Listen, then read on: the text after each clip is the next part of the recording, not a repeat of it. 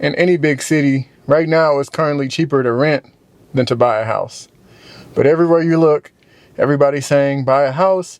It's the pathway to generational wealth. It's the American dream. So what should you do? Should you buy a house? Should you rent?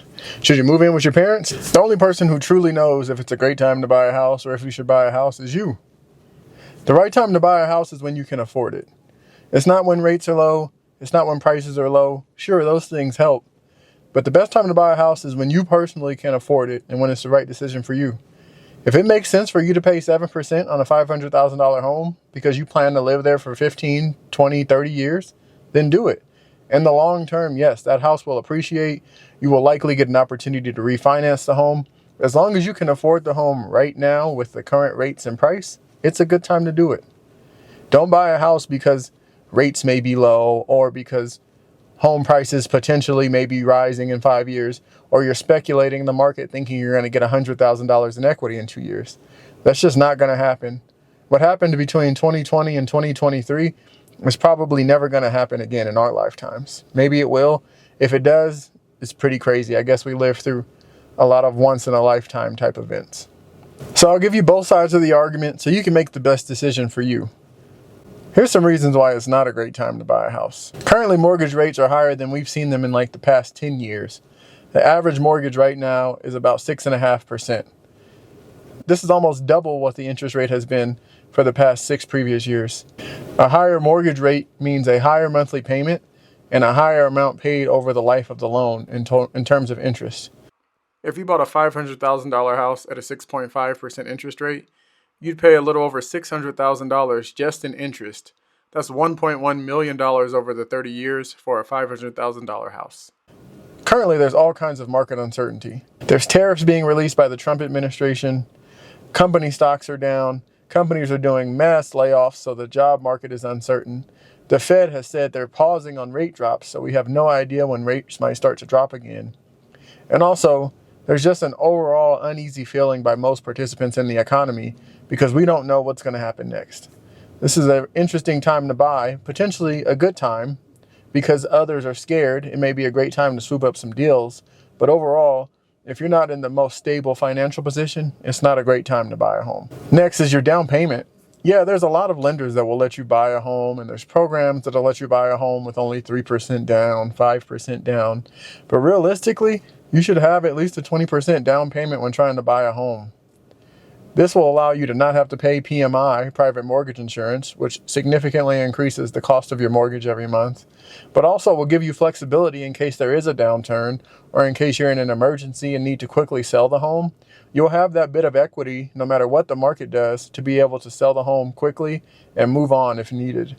If you don't put 20% down, you put yourself at risk of the market changing and not being able to sell the home, not being able to rent the home out if needed, and just overall being stuck in the home, and that's not a great position to be in.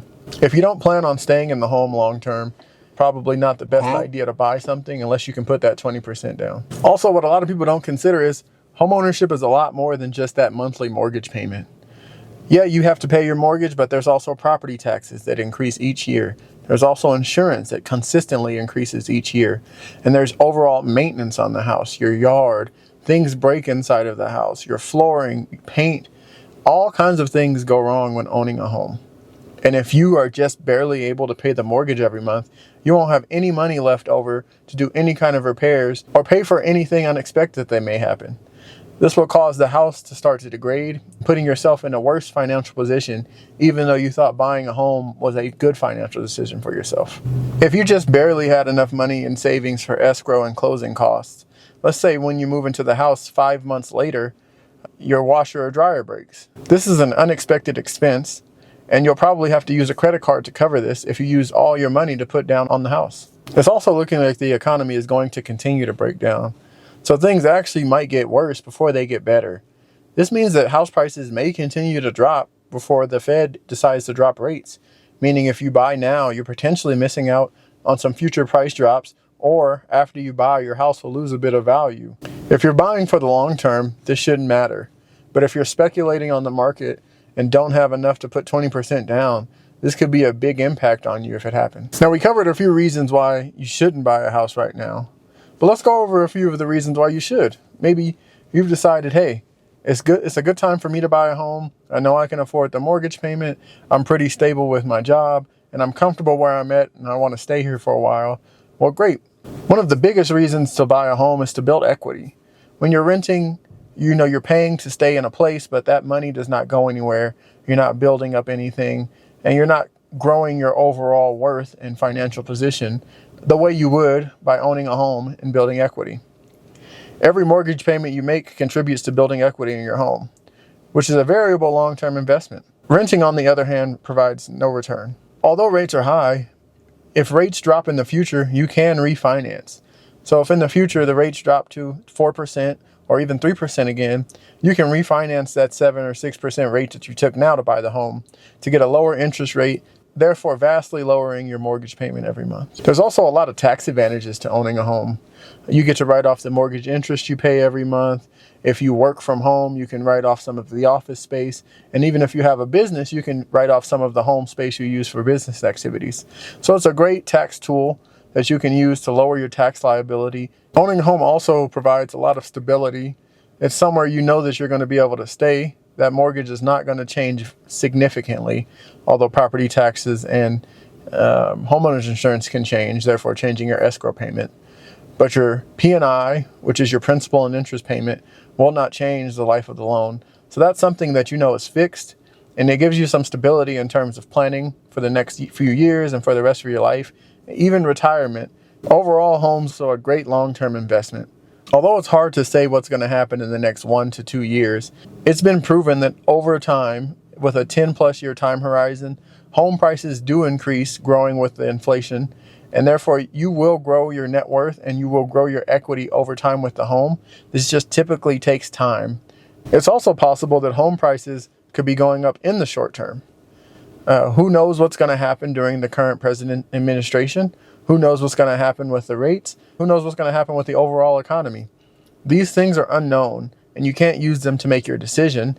However, if things shift in the way of money printing and the economy going on a run again, home prices will increase. If rates drop, buyers will come out, therefore causing more competition for homes and causing the prices to go up. We all remember the multiple offer situations, the no inspection situations that were going on a couple years ago. These were crazy times, and this is when home prices went on an absolute tear. Is this possible to happen again? Maybe. I don't know. But if that happens, it would be great to get a home now. You have your asset. You get to benefit from the prices increasing, and you don't have to worry about fighting with others to try to find a good home for you. When people aren't buying, like the current conditions we're in now, it's a good time to buy because you have more options. You're able to take the process slower. You're able to do inspections and ask for more incentives from the seller. When the market's crazy and everybody's trying to buy, it makes it much harder to ask for things from the seller, ask for rate buy downs. It's hard to ask for anything because they have 5 or 6 other offers waiting for them. And if you have a family, if you have children, a home is a great place for stability. It's a place for them to grow up and get familiar with, to make friends around, to get familiar with the community, get familiar with your neighbors. That's a very nice thing. And owning a home gives you that ability to have consistent people around you. It's not new people moving in and out around you like in an apartment complex. And also, this is your space. If you want to paint a wall purple, if you want to put whatever inside of your home, it's your house to do that. One of the reasons why it could be a good time to buy is a lot of builders have lowered their prices on their homes with not a lot of buyers currently in the market due to rates and other factors. So you may be able to get some good incentives from a builder, whether it's price decreases, interest rate buy downs, and just overall room for negotiation on the overall process. Maybe they'll throw in some free appliances.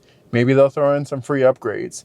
Builders have more room to negotiate, so it's a great time to do so if buyers are not in the market. Ultimately, there's no such thing as a right time to buy a house.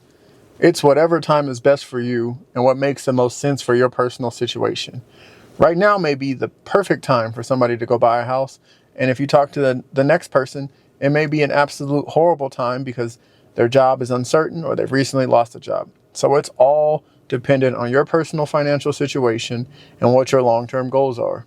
And if you are looking to buy a house here in the Denver area, I have a great realtor that I can refer you to. His name is Kyle Gilmore. I'll put his contact information in the description below, and please reach out if you need any help finding a home here in the Denver area. So what do you think? Is it a great time to buy? Should everybody go buy a house right now? Should you go rent? Is it a horrible time to buy? Is the market going to crash and burn? Are we going to see another 2008 style housing crisis? Nobody knows. I don't know. You don't know. Nobody knows. But all we can do is do what's best for our situation and our finances. I hope this helps. Thanks for tuning in to Charge It to the Game. Please like, comment, and subscribe, and stay tuned for the next one. What's that, brother?